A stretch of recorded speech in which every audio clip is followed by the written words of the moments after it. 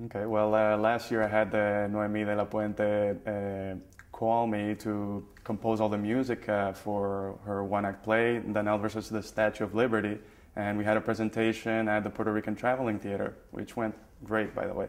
Well, I just took Manuel Herrera's voiceover workshop, and that was a great experience. I learned a little more about the rhythm innuendos and different nuances about Spanish voiceovers.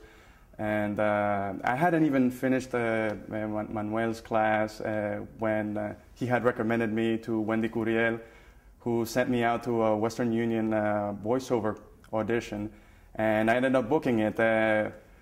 So I'm being heard all over the U.S. right now. Oh, absolutely. Yeah. I mean, I see the emails, you know, there was this one email that I had received, which was one casting agency looking for voiceover demos, and I emailed my demo, and I've had great responses and great casting notices.